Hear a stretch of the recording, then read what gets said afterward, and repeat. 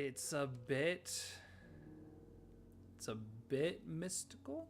Like you feel that thing, and I think you can probably.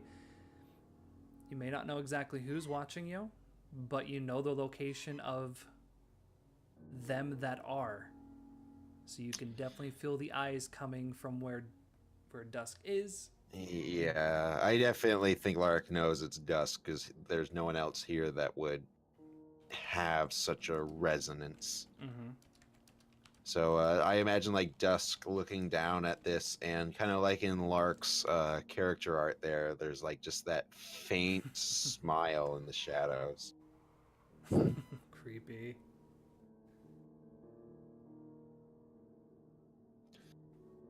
Lark turns to everyone else who was present for this. And Lark's... It's been too long. It really, really has been too long since we were able to pray together. I have one more thing I must do before I retire for the night. Please, everyone, get your rest. There will be more to come. Much needs to happen. But tomorrow, it all begins tomorrow. And Lark is going to exit the church and start heading towards the tower. All right. So as that happens, Chris, you're asleep. You start to hear beep, beep, Oh my beep, God, that thing's going to be going crazy. beep, beep, beep, amongst the I walk a lonely road, the only one that I have ever known. Because, the music just has to keep playing in the background. But Yep. your radar is bipping and getting progressively faster. Yeah, Lark, oh my God. Chris kind of rolls out of bed and starts making his, probably not even bed. I think he fell asleep at the table preparing all these notes. Right. It kind of like rubs a drool spot off of like some classified documents. Right. And he goes over to the radar. The shit is this thing doing? There is a massive blob dot moving from northeast, flying towards, not necessarily towards your location, but to the west. And it is moving fast, and it's definitely moving towards your area. And it seems to have probably originated from the city, from the Dark Zone. Ah, shit.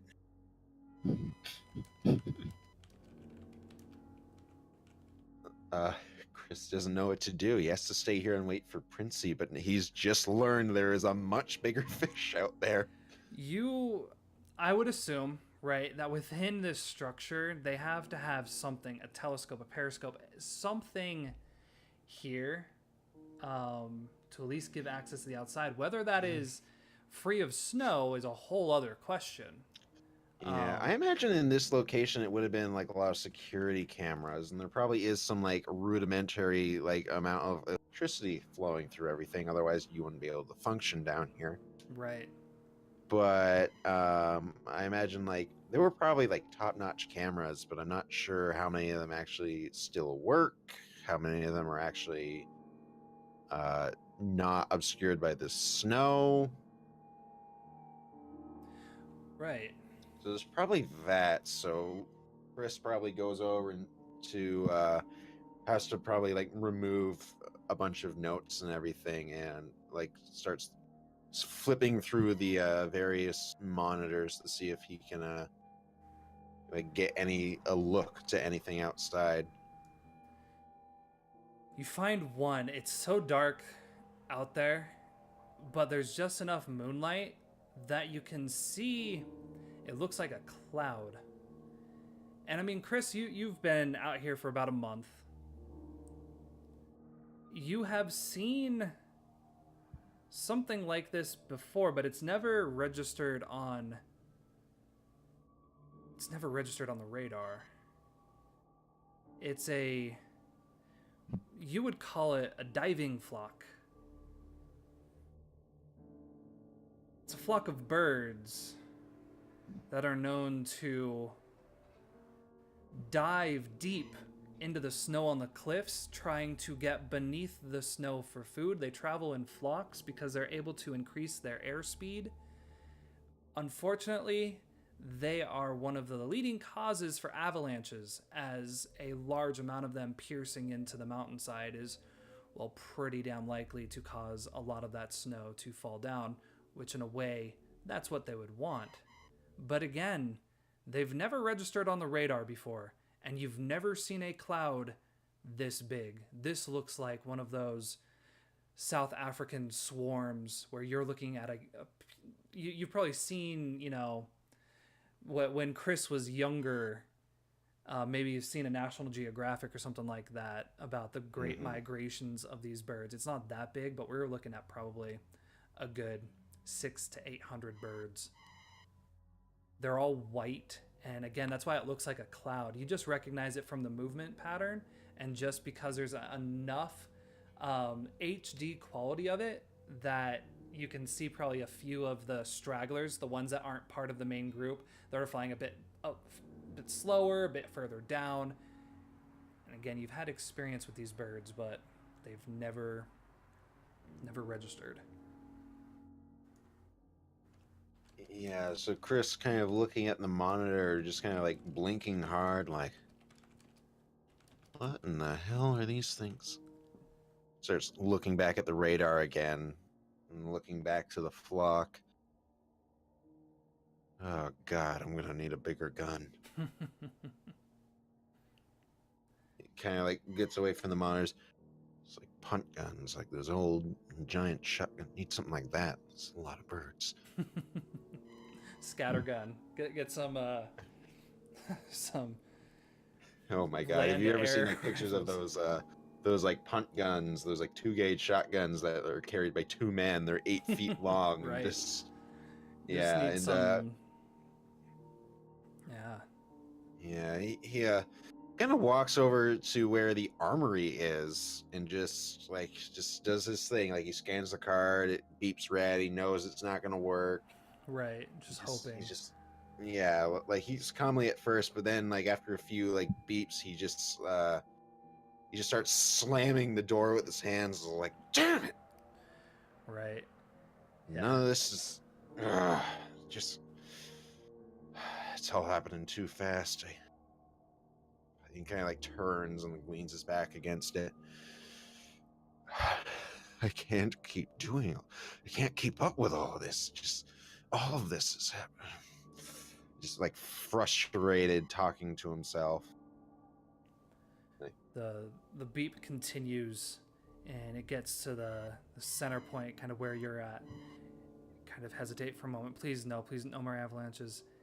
Beep, beep, beep. Continues past, moving further into the south. You go closer now, watching the flock bypass you. And then you hear, like, being so far underground, you hear this crash.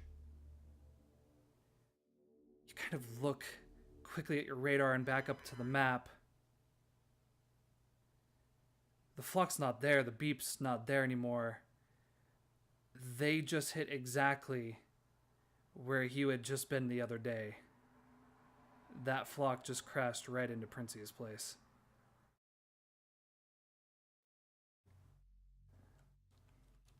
Oh boy. Oh damn. Oh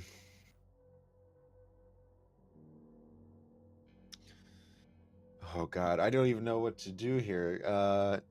Chris is like just so conflicted because like, right. Should he go? Is he supposed to stay? Princey was supposed to come here. Right. In a way, did a problem just solve itself?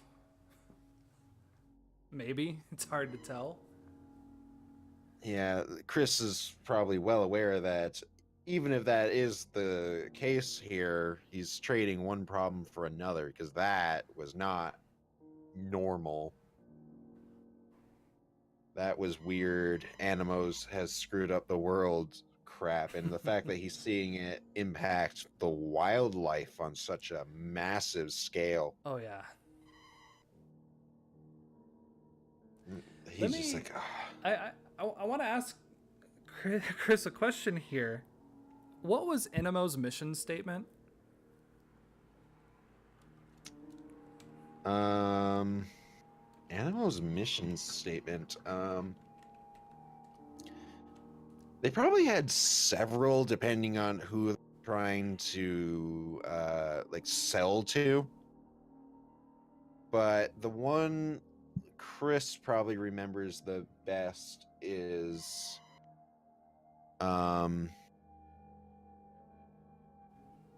paying the price for a better future so you don't have to. Right. Yep. You now got the damn birds influenced. So definitely a better future here. Oh boy, Chris is. It's probably a bit early, but he's gonna go get his gear on, get the rifle, make sure his pistol is properly holstered, and he's gonna go find. Why do I keep forgetting her name? Tammy. He's gonna go find Tammy, make sure she's okay before he leaves. And then he's gonna head to the meeting spot. Yeah. No, you stop for a moment. You stop short once you get to Tammy. There's something on her wall. Is that blood? Tammy? Tammy, you okay? Flick the light on. Her finger has been scraped down to the bone. The drawing on the wall, dark in nature. It looks like a shadow man of sorts. And all around it just says no, no, no. She's asleep now, her hand across her chest. You can see her fingers been bleeding onto her uniform. It's unclear how long this is happening. Chris kind of shudders a bit. I imagine there's like a really basic like med kit somewhere. Right, yeah. He's gonna go like get some bandages and wrap up her finger the best he can. Like, he's not a combat medic. He doesn't really know what more he can do. And he just kind of looks up at that drawing. Fucking breeders. Yes. One problem at a time, I suppose. He's gonna take one last look at Tammy. Like, he's so worried about her, but there's just too much. She's yeah, I mean there really is. It really, really is, and he's just this is way more than one man can.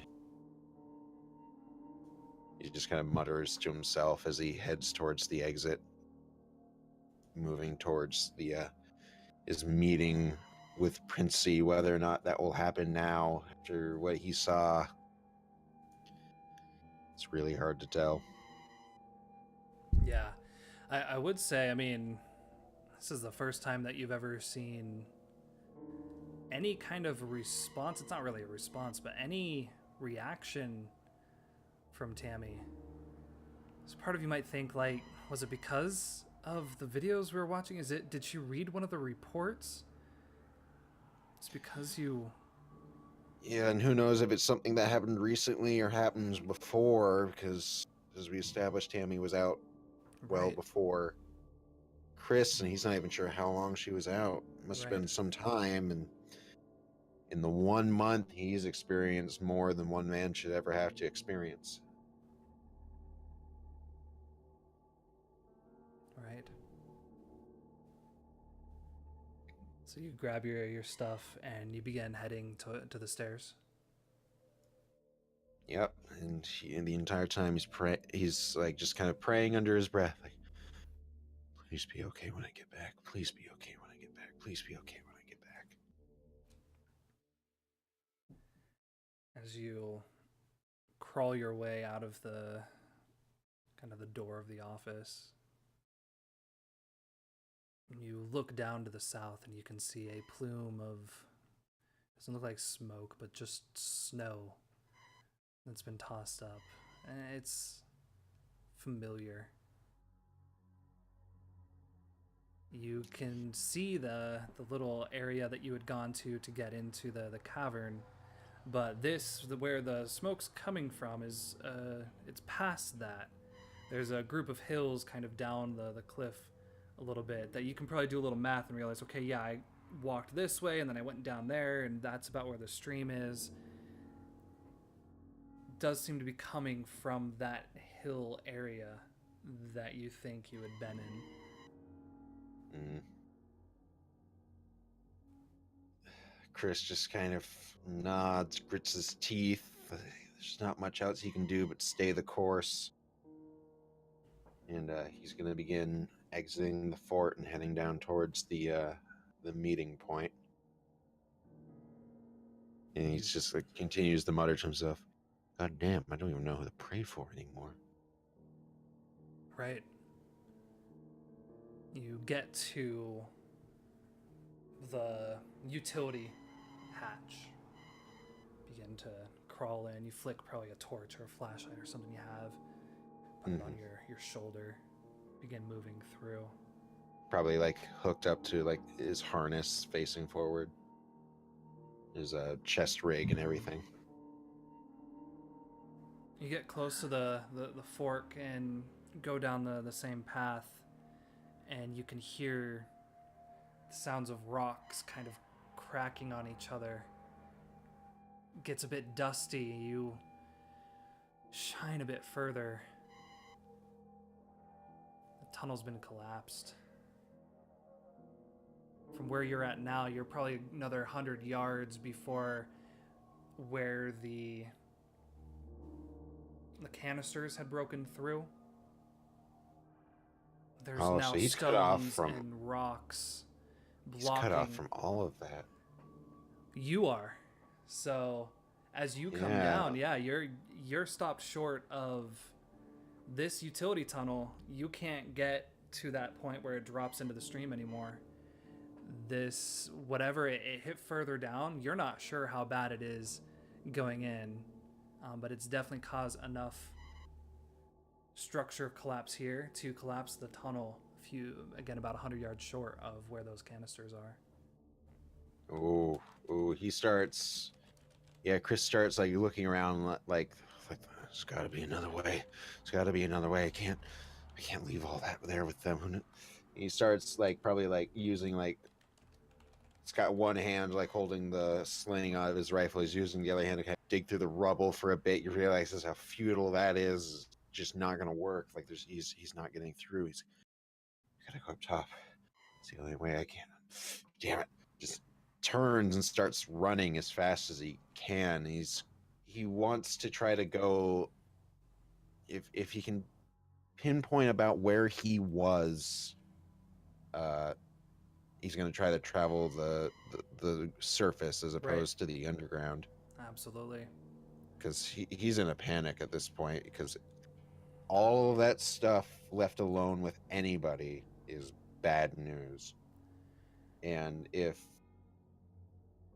or whatever's happening, he's worried Princey's going to be pushed into a desperate situation and go through with his original plan.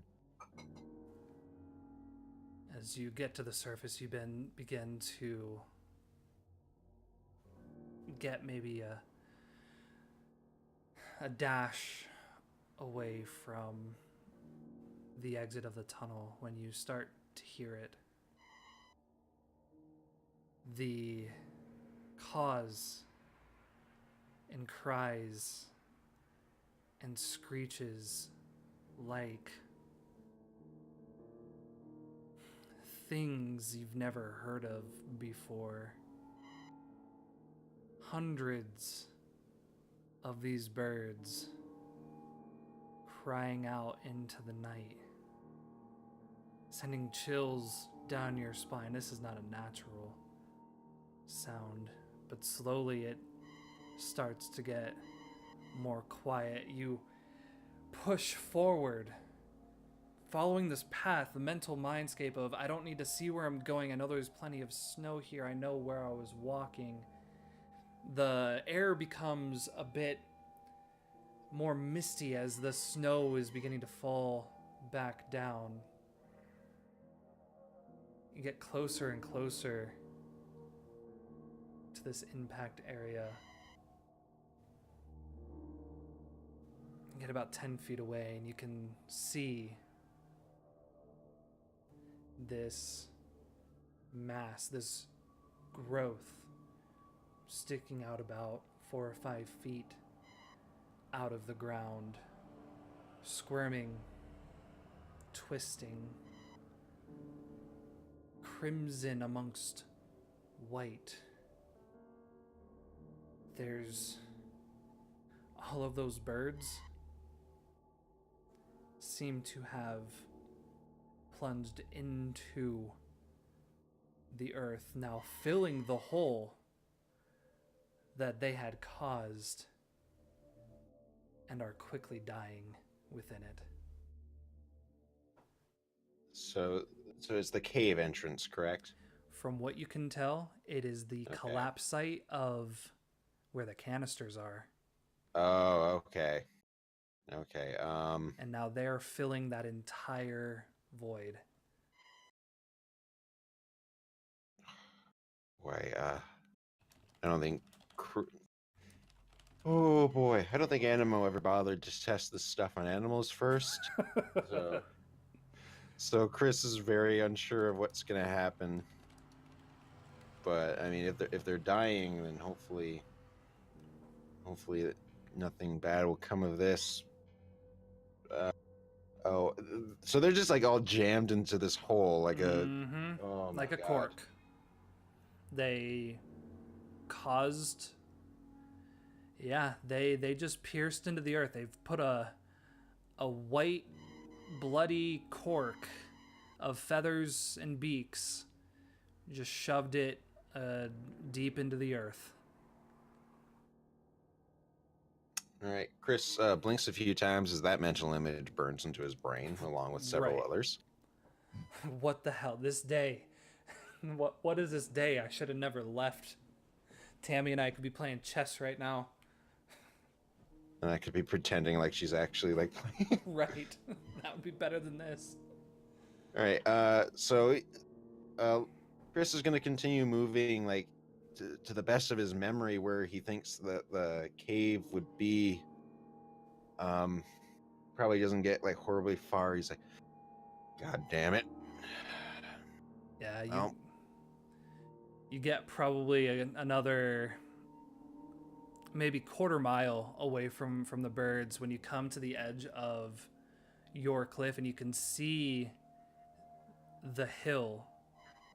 You're kind of seeing the back side of it, but as the moon is still shining fairly bright, you can see past it. You're kind of up above Princey's Hill and you can see down into the valley, and you can probably see the path that winds its way to the base of the hill. You don't see the actual path going up the hill, but you can see the path leading through the valley. So Chris would probably at least understand that if there was another entrance to it, it would be on the other side of these hills. But getting there, it's going to be a little bit of a trek. It was one thing to go through the mountain, and it's a whole other thing to go over. Yep. Using the scope on his rifle, is he able to spot anything? Will this be a read a situation roll, perhaps?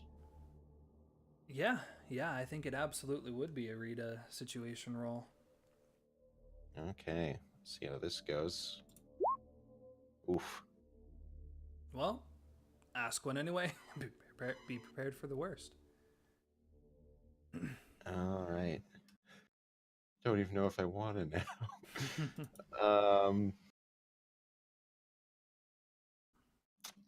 Because I know whatever I ask, something bad's going to happen relevant to that topic, but it's quite obvious that the only question Chris has on his mind is what's the best way in? What's the best way he can get to that alternate entrance so he can find Princey, so he can figure out what to do here? Right. Yeah, no, the best way in, you've been moving pretty quick. You probably didn't hear those snowmobiles. Best way in is definitely going to be the two individuals that have snuck up behind you with their bows drawn. The twins may have heard this explosion as well and decided to investigate. And, they're kind of sneaky fucks. Excellent. Yeah, my plan B for finding help was to just fire into the air and hope someone not murderous finds me, so this is, Chris turns around, sees the bows drawn, just looks at the twins Stop. like... Stop. What? Who are you? He just looks at them. Who? That's a damn rude way to say hello. Who are you? What have you done? He just looks at them. You really think I could have done something like this? Like, I don't control birds, son. Birds. What's he on about birds? I don't know.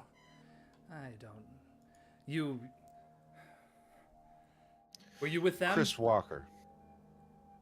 Them? No, I'm Chris Walker. I talked to your leader not too long ago. We were supposed to meet, but it looks like the tunnels collapsed because a flock of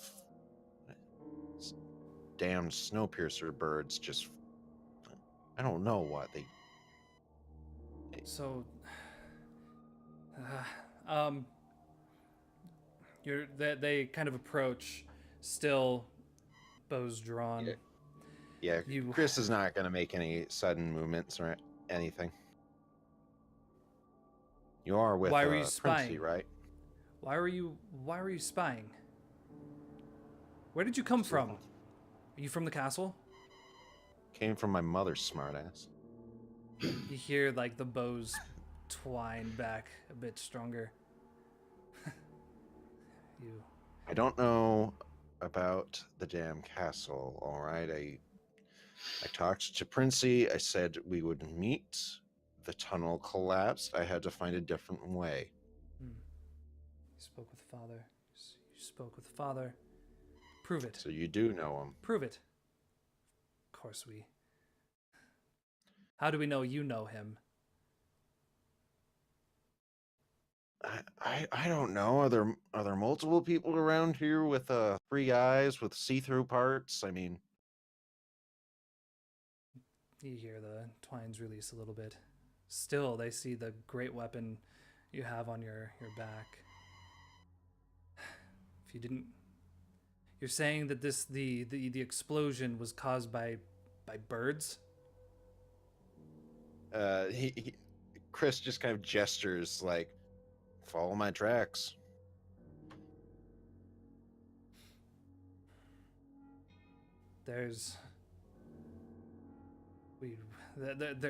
We don't know.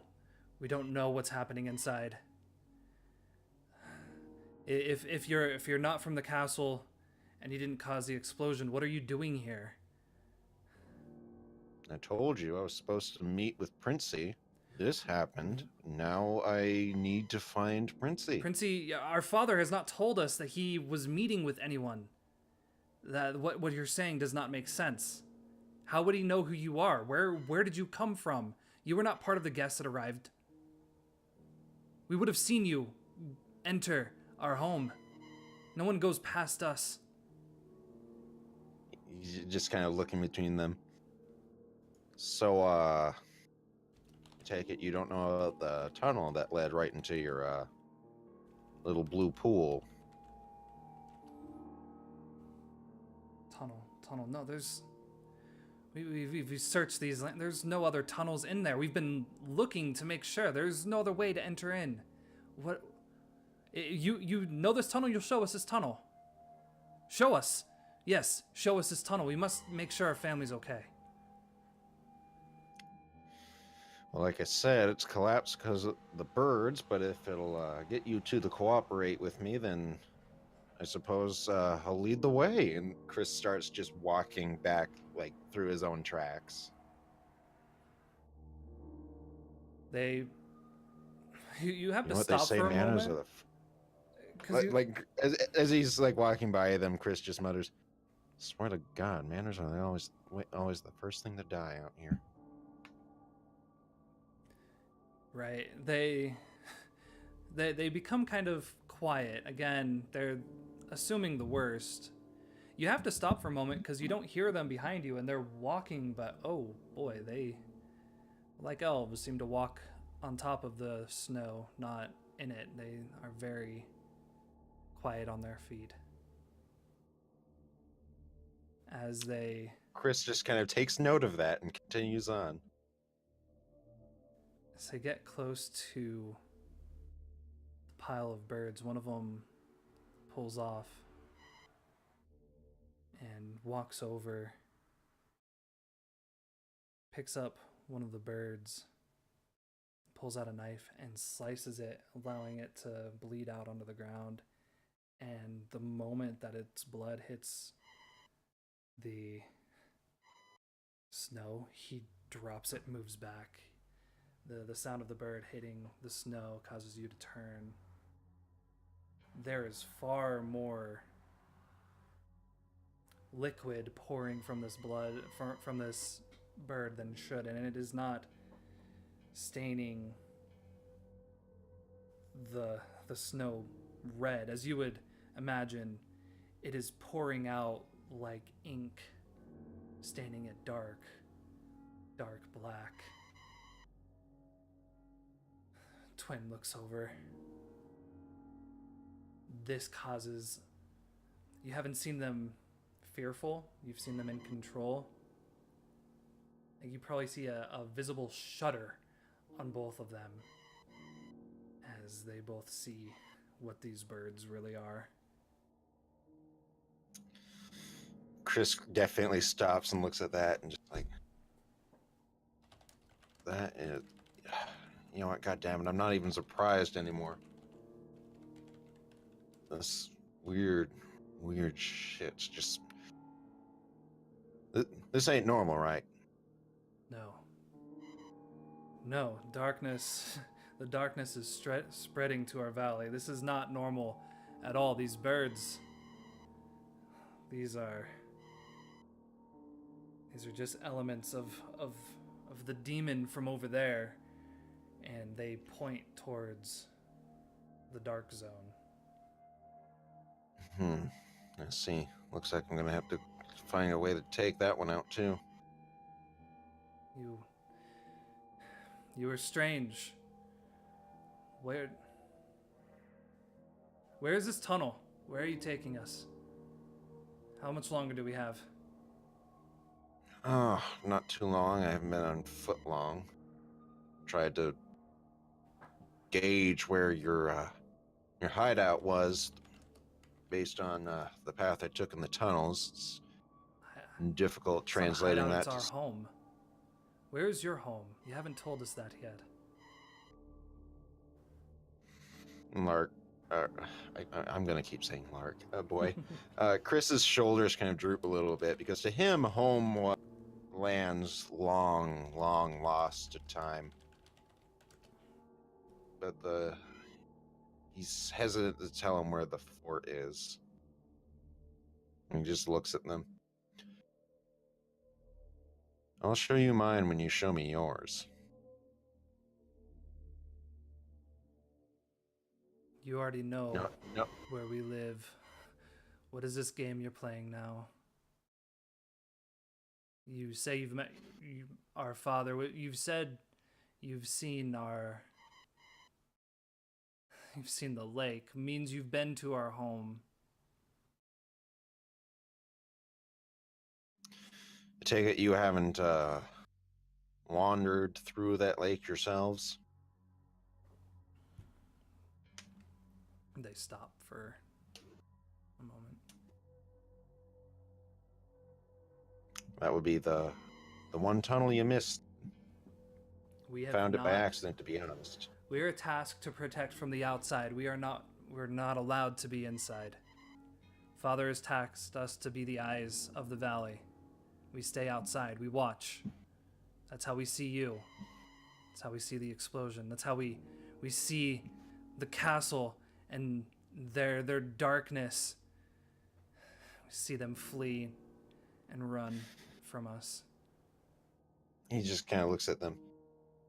You're gonna have to tell me a bit about this here castle, because see, I kind of find myself in the business of points to the thing of birds, taking care of the things that cause things like that. Things like that. Things of darkness. Yeah. We'll call it things of darkness. And like your uniform, is it fairly like Arctic camo, like white, or is it? It's definitely like white, like camo. Right.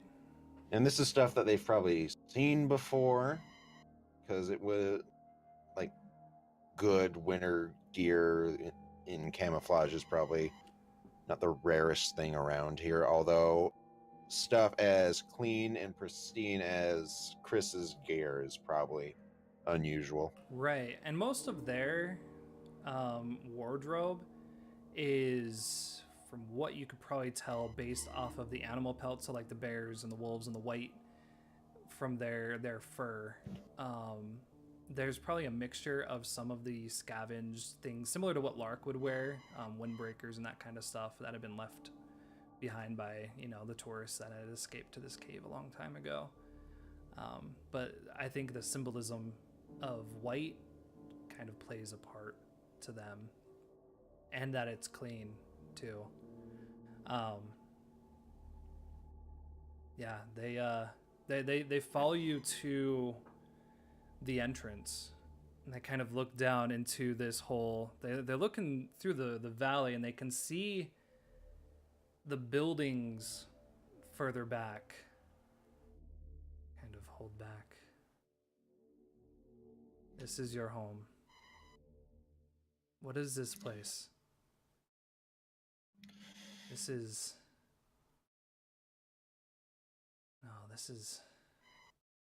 a bad Back in place my to- day, it was called Stonesworth. Like they named it after some pioneer or something. Never really cared too much about the deep history of the location, but this is where I was, and this is where I've been. As one, they both take a deep breath in. Take a step back from you and pull their bows back again. No, this place is not right. This is a trap. No, bad things have happened here. This is Bad things happen a everywhere. graveyard. What have you done?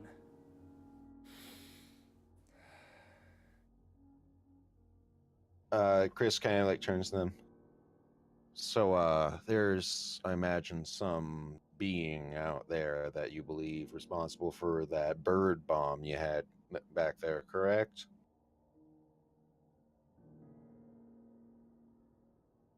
Darkness caused that explosion. Right. You... See, this used to be a place where they would, what would the phrase be? I guess breed darkness, but, it was a long time ago, and most of them people are gone. I woke up probably after the way things look up here, probably decades, tens of years. I don't know if you know what that means, but it's been a long time. I should be much older than I appear. But now I'm in the business of finding that darkness and killing it. Just gonna talk to Princey about that. But the tunnel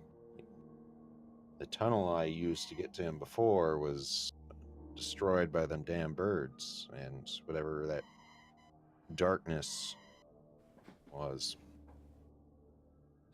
So you bring us to a tunnel we can't even use?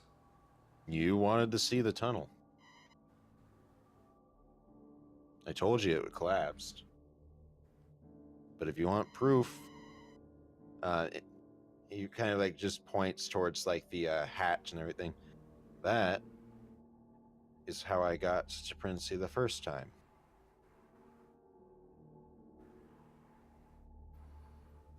How are you going to fight this darkness? There are tools that we have. It's a bit of a learning process, but Tools like the one on your back?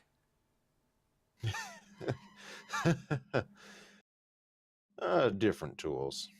One's meant for dealing with the things you can't actually shoot.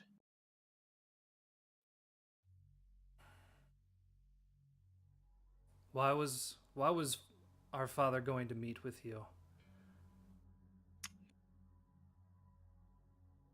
Because he was going to do something that would have created a lot of darkness, and I stopped him. I was going to show him and perhaps help him. What was he going to do?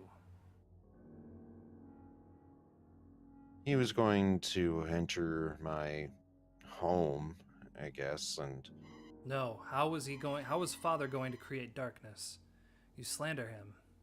Oh, no. Guess it ain't his fault, not understanding what was about to happen, but...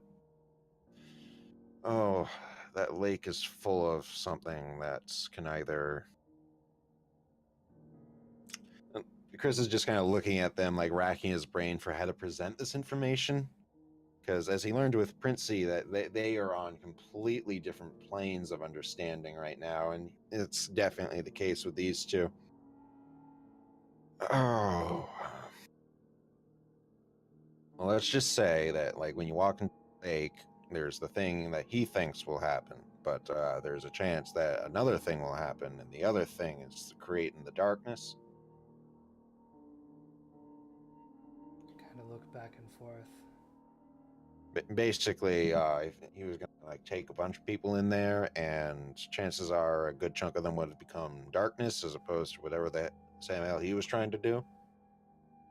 But he didn't know that because the only time he's done it, it turned out not darkness. Chris is probably like looking into the air, like trying to figure out if what he's saying even makes sense to him, let alone these people. But the mother does not create darkness. The mother gives life. Well, I mean, something had to give life to the darkness, right? Otherwise, it wouldn't be making birds dive bomb into tunnels. There would be no darkness if there was no light. They both are a, father would say, necessary evil, always at war. But father could never create darkness. He and mother only create light. They only create life.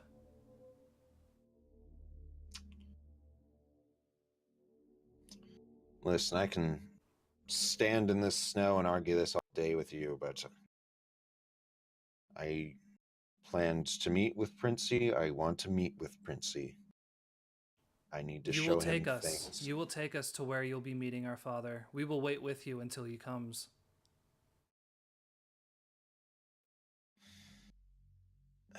And Chris kind of just sighs. I'm not sure he'll know where to meet me because the original meeting place was the tunnel. Father is smart. He'll figure it out. If what you're saying is true, he will find a way here. If not, then maybe you can show us these tools you use to fight darkness. We could use better tools to fight darkness. Great darkness is setting upon our valley. We need better tools to protect our family. Unfortunately, this tool doesn't move.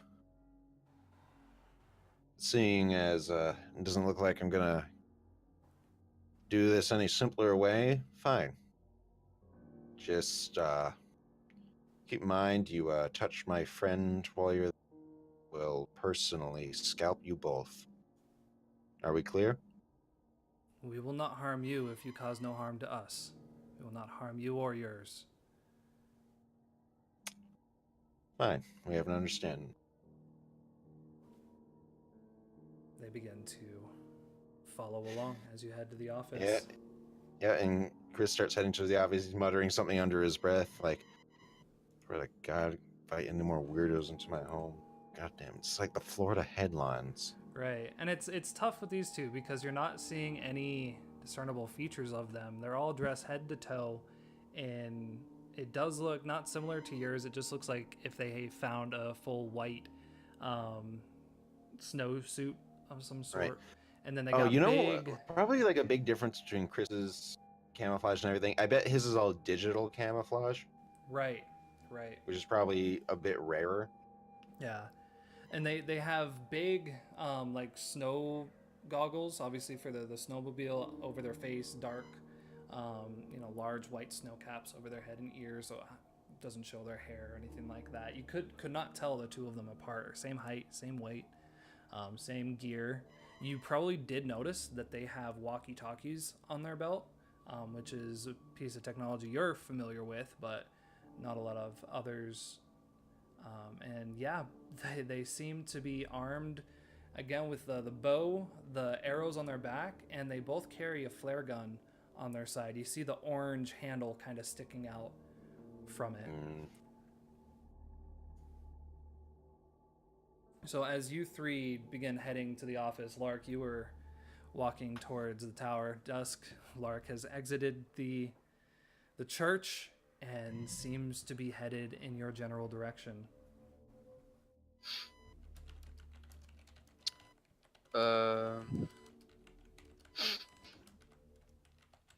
She will stay there. All right, Lark will. I mean, he probably threw his vestment back on. He's not walking out. Probably not. It's cold as hell. Says the person wearing a nightgown. All right, so Lark will probably you could probably hear him like grunting in like pain as he's like climbing this ladder, just and he eventually gets to the top, and I imagine he sees you. Yeah, she's there, huddling in the corner. It's not the only thing that's in there. There's a sack of potatoes, empty now, in there. Yeah, there's possibly some evidence of thievery within this room. Lark just kind of like looks to the bag for a second, looks to Dusk. You've been busy while I've been gone, I see. She doesn't reply. Well, does Dusk still have the bolt? The what? When she got shot. Is there still a visible hole in her abdomen? There's definitely a hole in her dress, yeah. Yeah, Lark looks at that and kind of turns his head. See, we both here.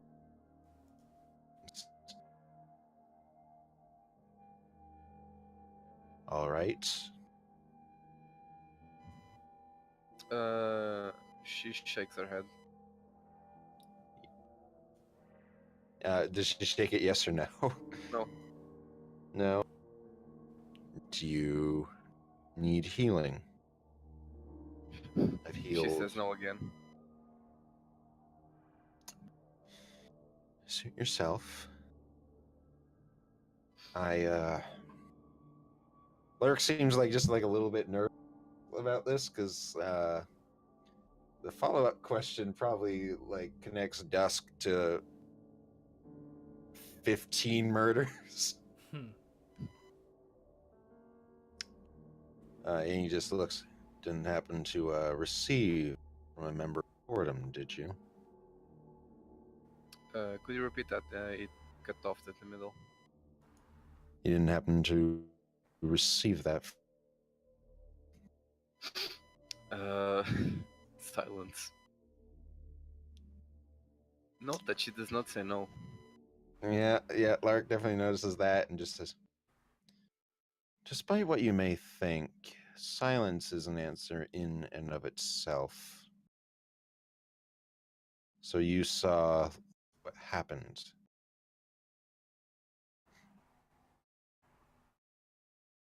More silence. Dusk, one of my members is in the dungeons because of what happened. And from what I hear, over a dozen men perished. I really don't think anyone else here would have been capable of such a thing. I want to help, but I need to know what happened. For Larissa's sake and you.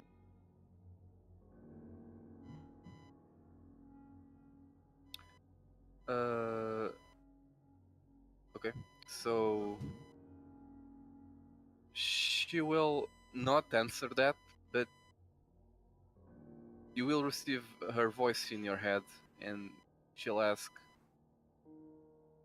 "Tell me of the entity."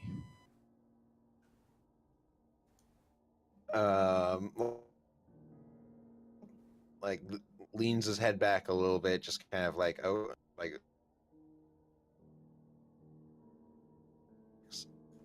chain, weird flex, but okay. Lark just kind of looking. Why do you ask about the entity now, of all times?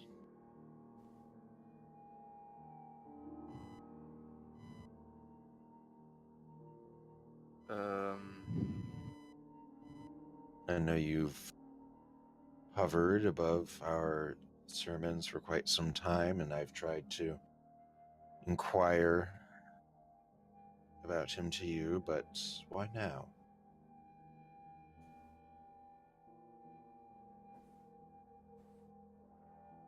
You know not what you're dealing with.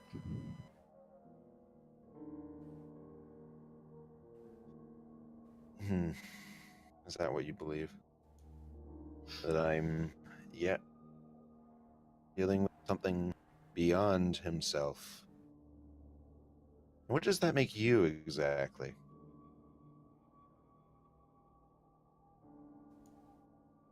I am what I am.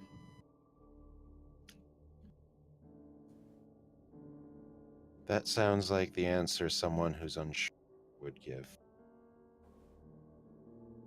It sounds like the answer of someone who doesn't have an answer, someone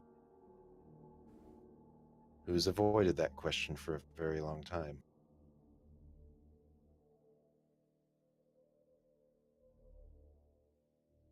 That power, it will destroy you. It will destroy everyone. And this world we inhabit won't. One way or another, we are all mortal and will perish, but at the very least, I'm searching for something in the way of salvation. And I'm trying to lead as many as I can to that promised land with me. Despite what you may believe, I am doing my best to do something good for this world.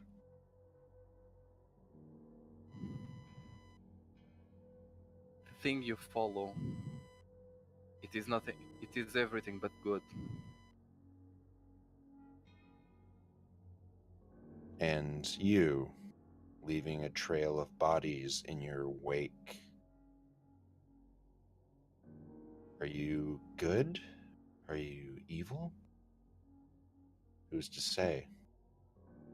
Did those people wrong you? Did they deserve what happened to them?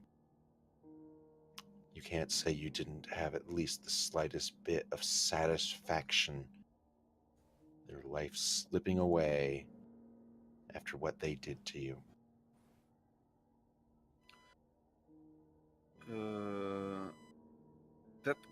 That kind of elicits a reaction from her, but it's kind of like she. How do you put it? It's a bit of anger, mixed with sorrow.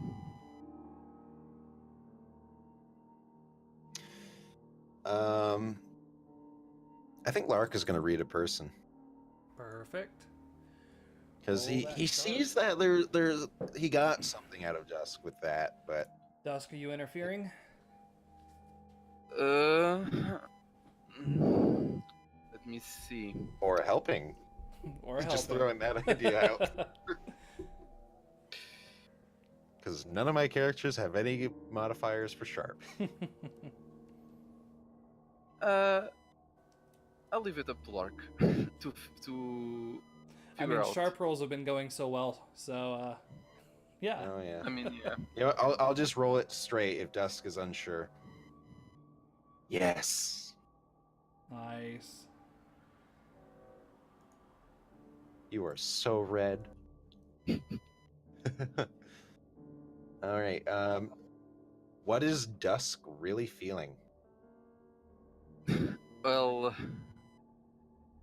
pretty much what I described. Like, how can I elaborate more? Like when Lark said that she's leaving a trail of bodies and enjoying it. He's not completely wrong, but it's something that she enjoys but doesn't like enjoying. It's like she's enjoying it against her will or something. If I can put that into That's words. probably something Lark seen in people. Like the violence is probably one of the hard aspects for people to get used to in the cult. But there's probably like the cult targets people that have wronged them in some way. Parasites on the world. So And like, he's probably seen that before, like people like liking but not liking that they are liking it. Yeah, I mean, how can I say this? Like she doesn't feel like when she is killing, she doesn't feel any kind of remorse. But and especially since those were the Porta mercenaries, they actually attacked her, so the response was kind of warranted. So there's really no regret in what she did. She just wishes she didn't have to enjoy it. Like she feels like it's a poison on her soul. All right. For my next question, I'll ask, what does Dusk wish Lark would do? And don't just tell me die. No, not definitely die. I don't think it's gone that far, but because it's like she said, he doesn't know what he's dealing with. She would probably want him to just stop. I don't know if he can somehow get to control the entity, though that's very unlikely. Just after what he saw. Yeah, so probably just don't. If you want to talk with the entity, fine. Just don't really take anything from it, because any gifts, at least in her mind, whatever gifts the entity gives, they're all poison gifts. All right. How can I get Dusk to cooperate with Lark? Prefer to the above. All right. Okay, so I think that's Lark's read a person there. And he just kind of, he smiles a bit seeing that he got a reaction of Dusk. And he just looks one way or another, conflict is coming and it cannot be avoided. We have what I can only assume to be raiders to one side, perhaps former affiliates of Sam. And then we have Princey to the north side. You heard what he did. Tried to send his people to run the caravan off the road and then killed Look, nearly killed Z. I surely would have next.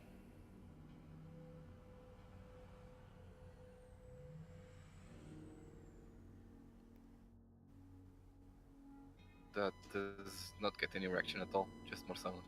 All right. And of our differences, we view the world very differently, but we are both.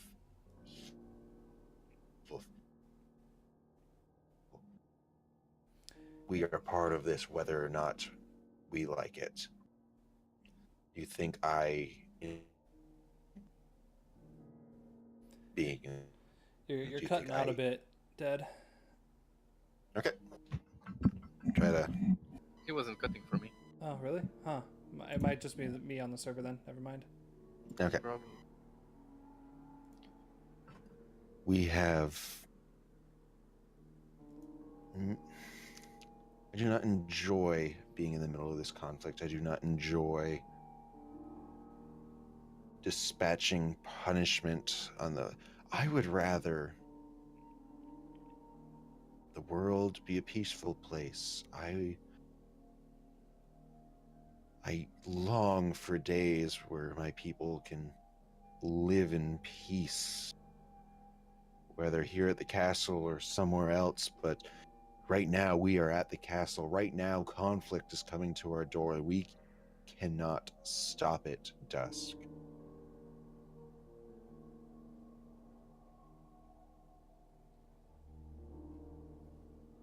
And you expect to stand up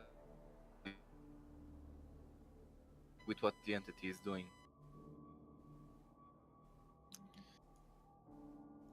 The entity is the path I have chosen to follow. I follow it. The power the entity has offered me might be our only chance, everyone's only chance, Dusk, of getting through this. I know you look down upon my worship. I know you do not yet trust the entity. But our alternative is eradication from all sides.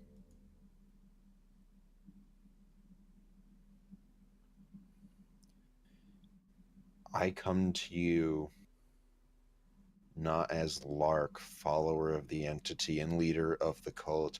I'm coming to you as Lark, the man who is not ready to let this world take him away. And the fact that you have fought and clawed for as long as you have, I don't think you're ready to let it take you either.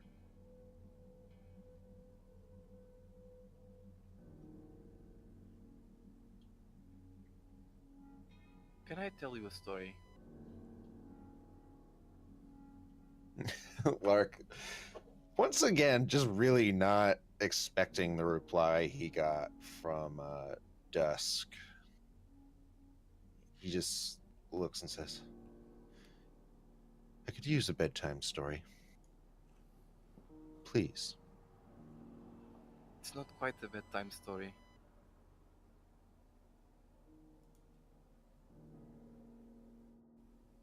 Lark just patiently listening. Where I came from, many years ago, the people that had me stuck in that place. They tried to control one of these things. A thing that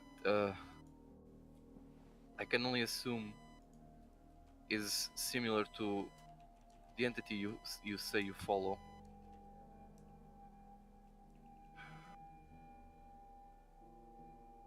Try to guess what happened.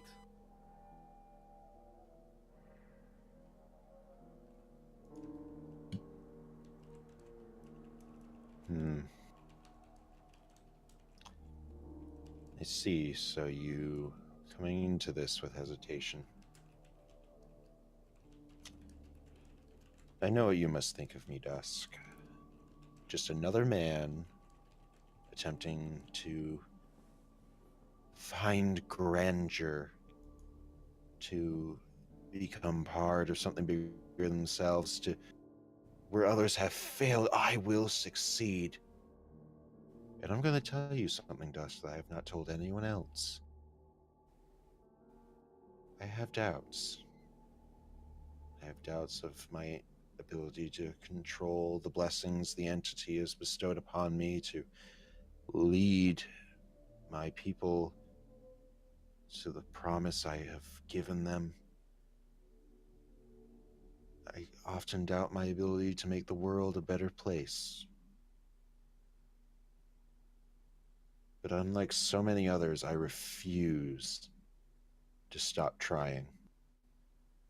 I have lost my flock several times and built it back up. The world has tried to take everything from me before I was the man that stands before you. It's probably like bits of fragments of memory for Lark, the tragedy that set him on cult leadership. Right. I will fight until I cannot fight anymore. Whether it be with my power or borrowed power.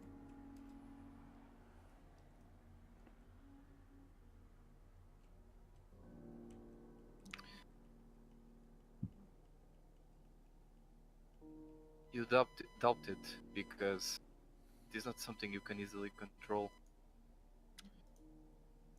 It will come back to haunt you.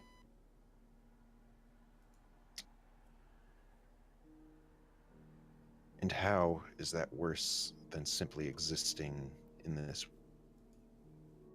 As I said before, at the very least, it offers a chance that very, very few people have, Dusk.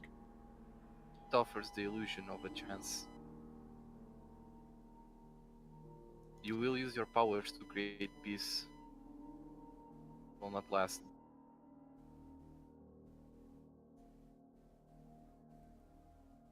And if Dusk, peace is the illusion that man will stop fighting man. I'm not sure that's something that any of us will ever know. Conflict is inevitable. There is a reason survival instincts exist. There's a reason they do not simply vanish when one no longer has an immediate need for them. Dusk, there will always be conflict. That is not something it's a delusional dream. But that word you used before, I can offer people the illusion of peace, and that is far better than them living their lives in constant fear. If I can offer the illusion of a better world, tell me, is that so wrong?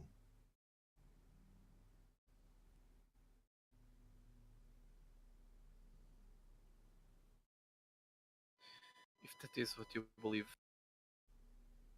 but don't say I didn't warn you.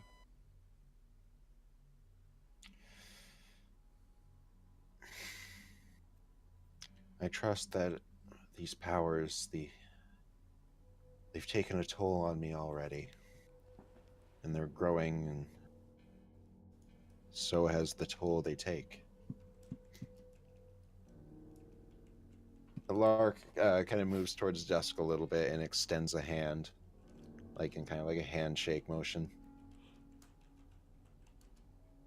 Though you may find it uneasy, I am more than willing to form an alliance with you, to let that dream, that illusion you call it, live just a little bit longer. Letting all of this, gesturing with his other arm towards the castle, letting all this burn because of greed and senseless violence. I'm not ready to let that happen. And the fact that you are here still fighting, I don't think you are either. We are in this together. Whether or not we work together, it's up to you. I promise I will do what I can to help you achieve whatever dream you so desire. I will help the Emperor achieve the dream he will desire. Hell, even if Sam returns, I will, maybe out of fear than more so than anything else, but I will work to ensure everyone has a dream that they can work towards. A dream that can be achieved. We are on the verge of creating something that hasn't been seen since the fall. You have a chance to have a hand in creating that. I don't know. I can't even pretend to understand what you have gone through. I can't even pretend to understand how you choose to view the world, but I understand what it means to fight for something.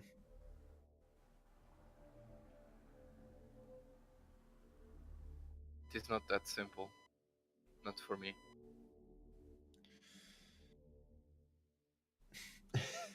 And Lark just kind of shrugs. Then perhaps present me with an illusion of simplicity, Dusk. What do I have to do?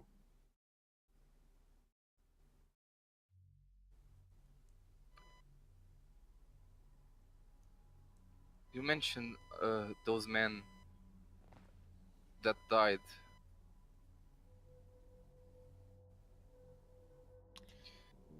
Look, you mean? The one that died in the caravan? No. Here in the castle, while we were away. Hmm.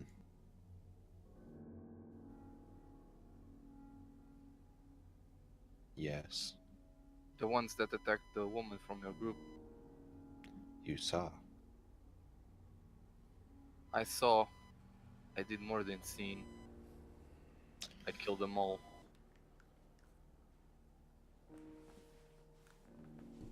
Lark smiles a little bit at that. Like, that was a lot of talking to get Dusk to open up a bit. It's not meant to be easy. I mean, yeah. Yeah, fair.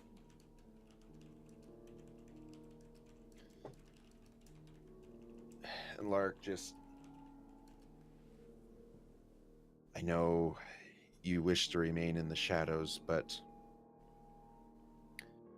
a trial will be held for Larissa. I do not wish to see her punished in those dungeons for simply defending herself.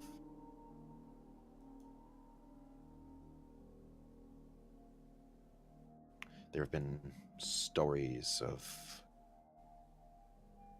the one that dwells in the dungeon. Horrible, horrible stories. Would Dusk know of him? I think you actually saw through Drag's eyes. Oh yeah, I did. Oh yeah, yeah. You know.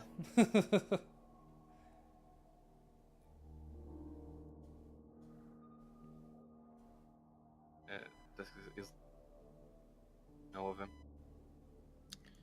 Then you know why I... The Emperor claims that he has not been given access to her, but a festering creature such as that, I think we can both agree that they are not to be trusted.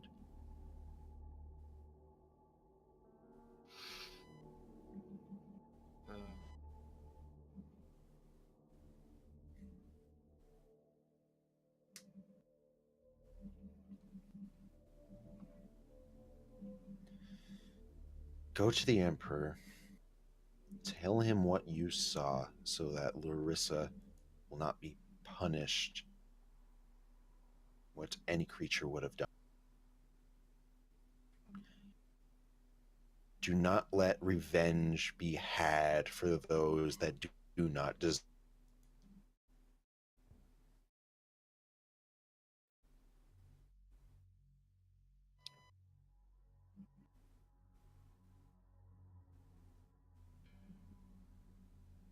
I don't know if I should be rolling a manipulate here. I mean,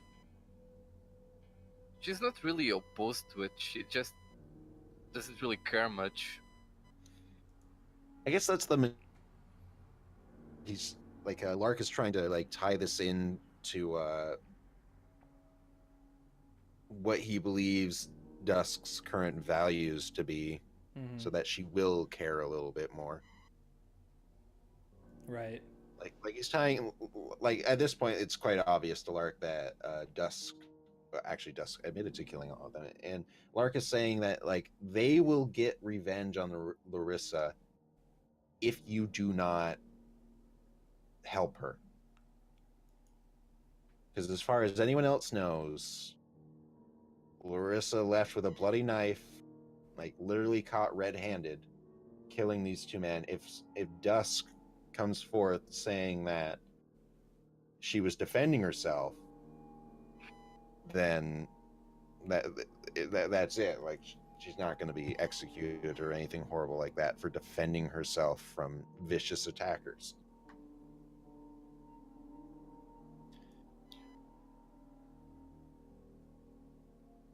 Dusk,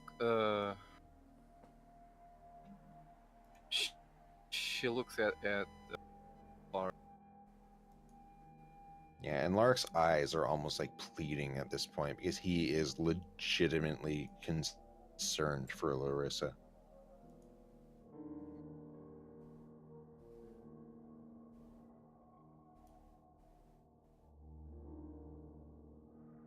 Your entity nearly killed my friend.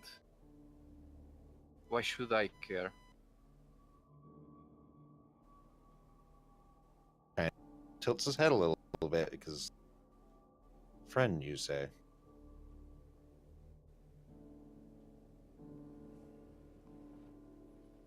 The son of the... Your entity possessed him. Son of... Interesting. The Emperor mentioned something of that, but it's nothing I had anything to do with, and I recently learned that there are beings beyond the entity. I will have to research this on my own, see if it is the entity, see why it is.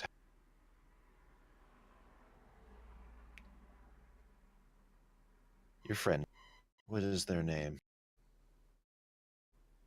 Shazza. Shazza.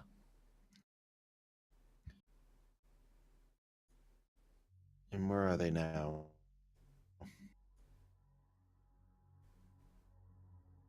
Sleep.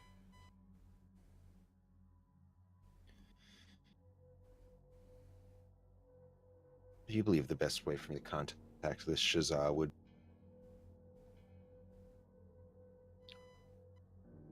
I've seen his among your group.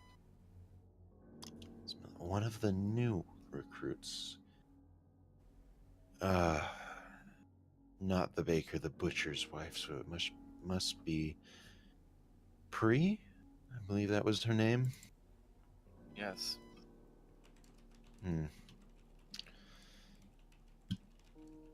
I will meet with your friend. I will see what is happening.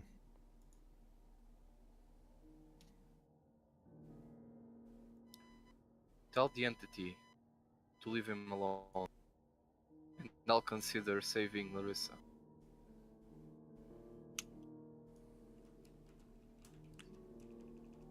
Lark extends his hand again in like the handshake motion.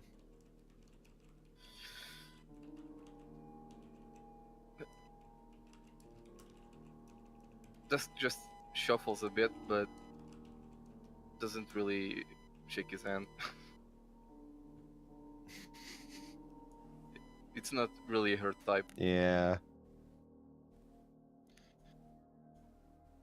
In my head, I'm debating, does Lark try to hug Dusk? Is that what... But I'm like, it's like, I mean, I have two characters. I guess I could get away. Oh, boy. Yeah, because Lark tells, like, there's a...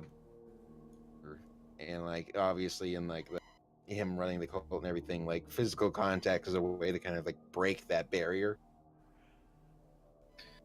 Yeah, but he's also a little bit afraid of Dusk. Dusk just admitted to killing 15 off. She has obviously been shot and does not seem all that bothered by it. Indeed, and according to her words, she really trusts Lark more. Yeah. Not after what the entity has been pulled. Yeah.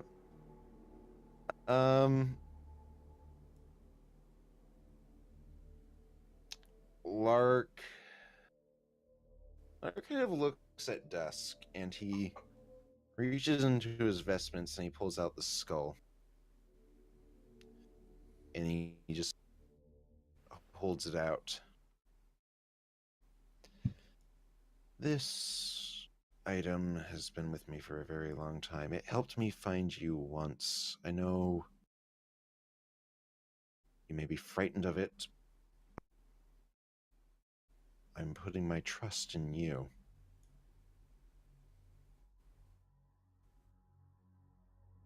Consider this type of insurance. Another one of those words Lark uses without truly understanding what it means. And he's like, yeah. If you take this, we are allies for the time being. And I should be able to find you easily should I need to again.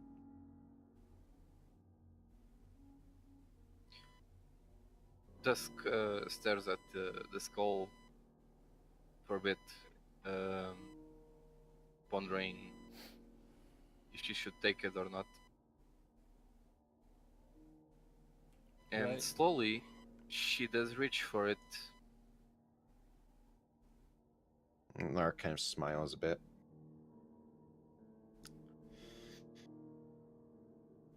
I need to rest. Frankly, I'm surprised I'm even still able to hold a conversation. And she didn't talk once, it was all in your mind. Mm-hmm. Thank you. Dusk, I know You are untrusting of me, so this was probably not easy for you, but thank you for offering me the chance to make peace.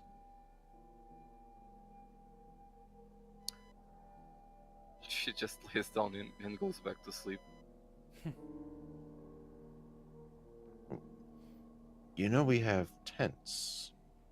Even if you do not wish to stay with the others, we could bring you one, a bedroll perhaps.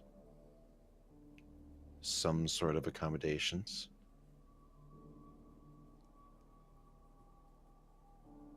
She doesn't say anything.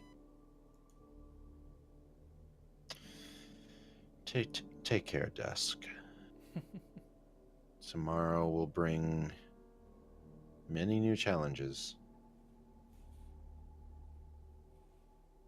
Though they will be trying, I'm sure you, me, the Emperor, the castle, maybe even Sam out there in the mountains somewhere. I'm sure together we will overcome them. And Lark starts down the ladder. Awesome.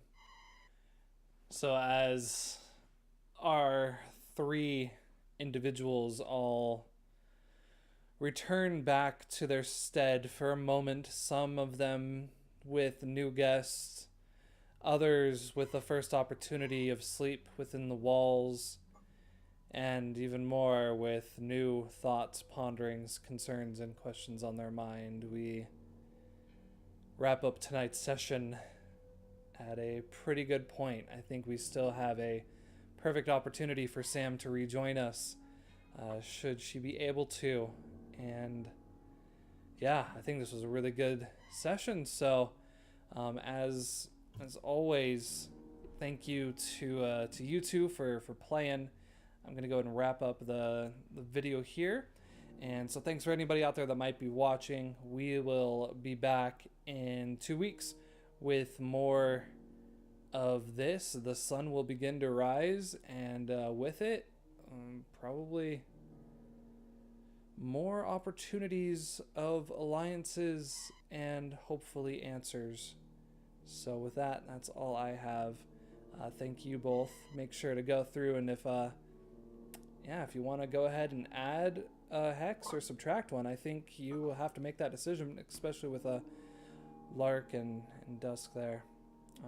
I think they definitely both get an HX with each other. Yep, absolutely. So yeah, with that, that's all I have. Again, thank you both for playing. Thank you anybody that might be watching, and we will catch you all next week. Take care. See ya.